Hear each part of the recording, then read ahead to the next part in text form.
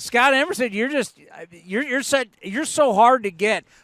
Calling his agent to try and get him on the show is so hard to do. So we're thankful just to have you today to lead off. Yeah, I'm so hard to get. I just take any open time slot, right? I gotta think you probably never in your career were a leadoff hitter. No, not at all. Never a hitter. Let's get that one straight. In basketball, in your illustrious basketball career, I don't think you were a point guard. Oh, I was a point guard. I can tell you that one. But you're a point forward? I did a little bit of everything. You could handle the rock back in the day? Oh, yeah.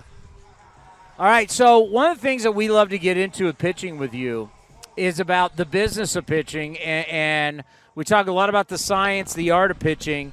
Yesterday, Sarah said something that I hadn't thought about, and velocity has been such a big thing that's changed in our game, and he talked about that maybe the pitch clock that makes guys work faster, have to throw the ball faster to home plate. They have less time to, all right, gear up, throwing it as hard as I can. You got to get the ball and go, especially for starters. Do you think the pitch clock would keep people from this, everybody's just trying to throw as hard as they can? I really haven't dove too much into this pitch clock, but, the headset that our guys are wearing, I think guys are working at a faster pace in the big leagues with the pitch comm that everybody's using. He brings up a valid point that the guys are making pitches faster and maybe running out of gas a little bit faster and not having the time to take a breather in between pitches. So it's something that should be looked into for sure. Well, because you got to think, when you were growing up, learning how to pitch, they didn't want you coming out of the gate throwing every pitch as hard as you can because they want you to sustain and be able to go longer in the game. You up your velo when you need it, but you don't do it on every pitch. Well, we never really talked about velocity. There was no radar gun tools measuring us in junior high or measuring anything we did really in high school unless a scout showed up. Now you got these radar guns that these parents can go out and buy, and everybody's looking for that velocity, which, useful velocity is very important at ultimate levels. But, I go back to, being able to pitch. At the end of the day, can you pitch with what you have? You can come up to the major leagues and you can throw it as hard as you can, and that doesn't make you a good pitcher. So the guys that are great pitchers in this game also know how to throw strikes, and they know how to do what is called pitching, and they just happen, a lot of them, to have plus velocity.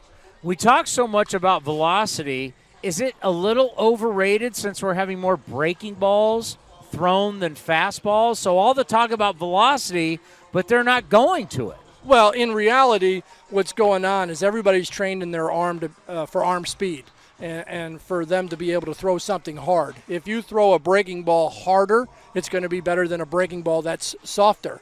So what happens sometimes is guys, they train themselves to throw something hard, which in return makes their breaking ball that much harder and later to hit.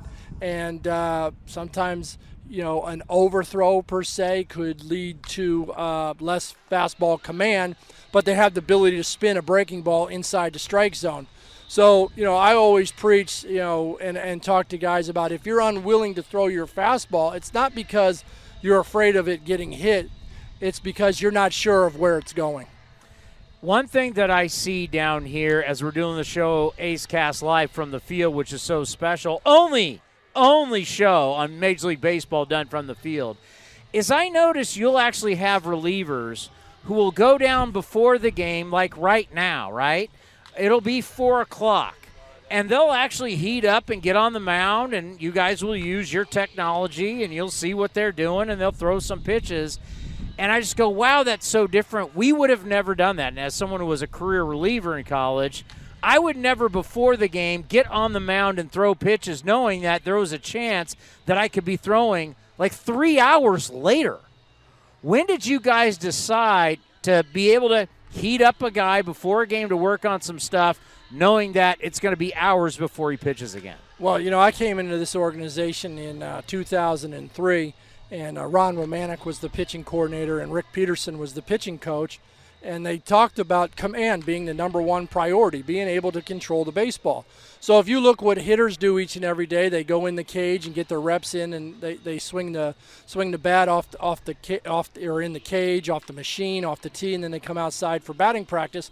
What are pitchers doing to keep themselves ready to throw strikes in games? So, we try to keep them anywhere between 8 to 15 pitches. It's generally, the pitcher has had an off day or two, and then we get them up on the mound. If we're working on a pitch, they'll throw some flat grounds, and then our guys will come up and throw a few pitches. So it's not like we're asking them to throw a full-out bullpen. We're just getting them up on the mound, getting a touch and feel, per se, is what we kind of call it.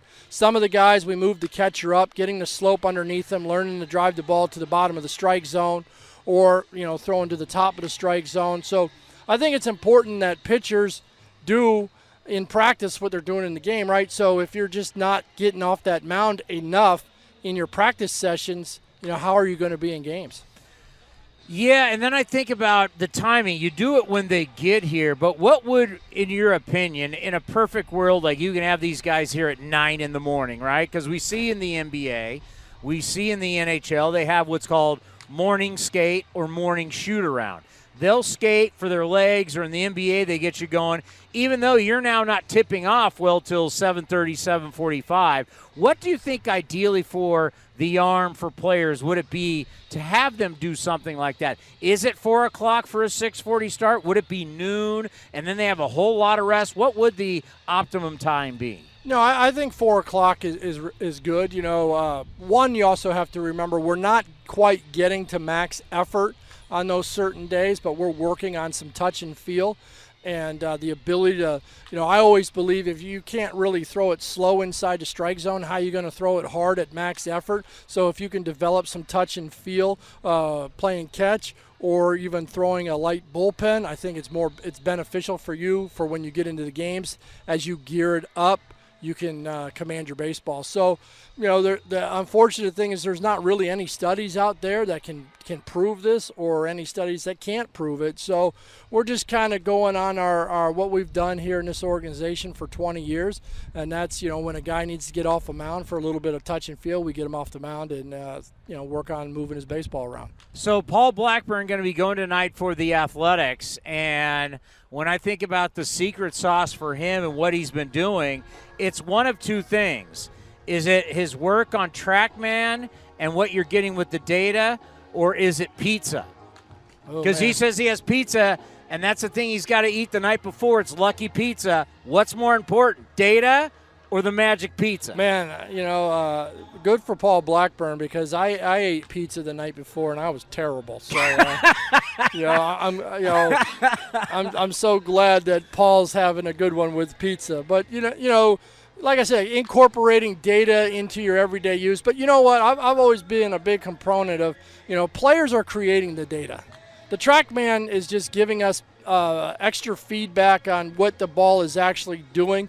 Even if his ball doesn't measure up to some other elite-type pitchers in the big leagues, we can still take that data and understand where to start it, where to move it, and, hopefully what counts we're throwing it in by looking at the hitter's data. So, TrackMan and StatCast and all the data is a big part of what we do, but also the players having the ability to execute those pitches is even a bigger part. What happened to Hawkeye, which was the technology they still to this date use in tennis, that was supposed to replace TrackMan, but I don't think it has. What happened to it? I'm not 100% sure, but I think Hawkeye is integrated into the StatCast with the cameras. Okay. For me, I'm just getting the StatCast, Hawkeye information, and TrackMan information, and blending it all into one big pile of information, and we're all sorting it out what's best for each guy.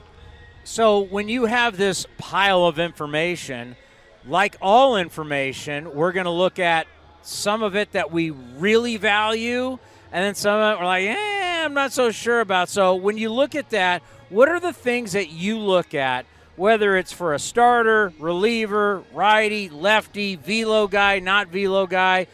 I mean, other than getting outs, what is the thing that you look at that you say that maybe your top three things that you look at data-wise go, that's so important? Well, I'm always looking at horizontal and vertical release. Where is he consistent in his release point with all his pitches?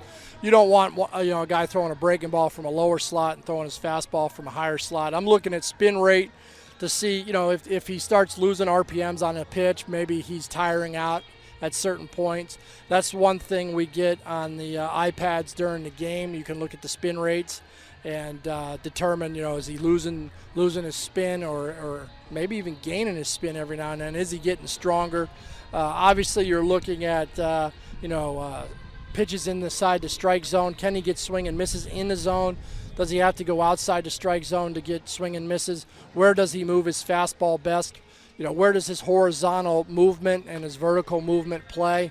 A lot of sinker ballers are 17 inches of horizontal movement. So that's like starting it at one corner of the plate and the ball running all the way back to the other corner of the plate. So you kind of start understanding, when you start understanding these numbers, you start being able to help pitchers where they can start pitches and where they can end up.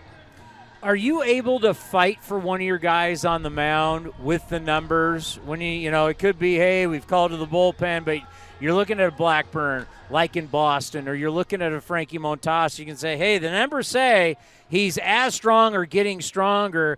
Are you able to use the numbers to fight for your guys while they're out there? Because it just seems like everybody's got a quick hook these days. Well, I think, the numbers are never in the starter's favor third time through the lineup. And the scoreboard will dictate that. The numbers of him third time through the lineup will dictate that. I think you're dealing with a slippery slope, because if you got a rested reliever who's one of your better options, and you're in the third time through, and that starter is getting through the third time, you want him to get through the third time. But if it's a close game and you got somebody well rested down there, and your starter's giving up a couple runs, I think it's time to go to the bullpen. But if your starter and the scoreboard dictate that he can go fully through the third time and maybe even a fourth time, then you run that. So the scoreboard has a lot to do with the decision making, and then the ability of what the pitcher's actually doing that day as well. When you think about your pitchers right now, there's teaching versus maintaining. We're middle of the season. What is the date today? The 21st, 22nd? Yeah, we're past the middle of June. We're about to be in July. We're mid-season. So tell us the difference between teaching versus maintaining.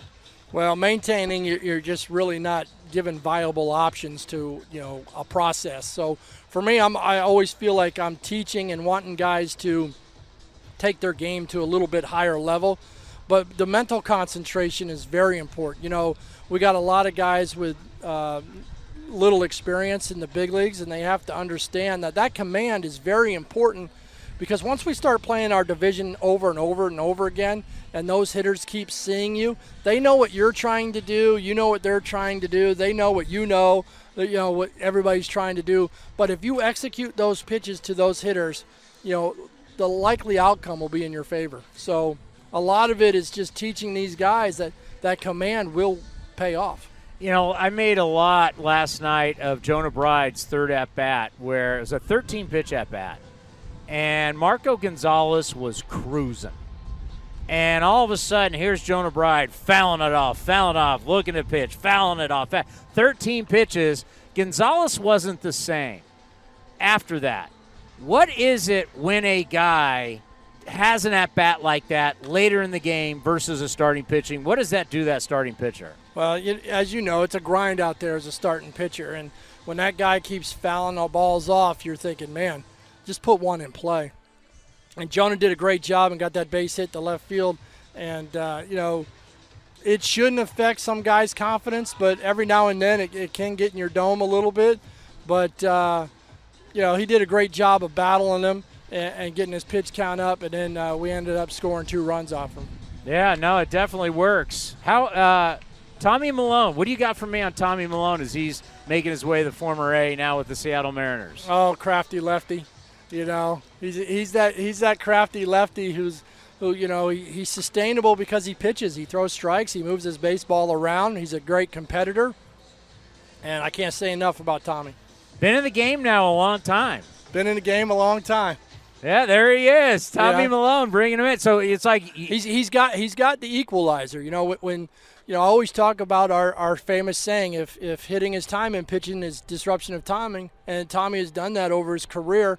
And when you can locate a heater and disrupt a hitter's timing, you're going to be in this game a long time. You're like the warm-up act. I'm the warm-up act for Tommy. Well, thank you very much. We always appreciate it. Thanks for having And me. we'll talk to you next homestand. Sounds good.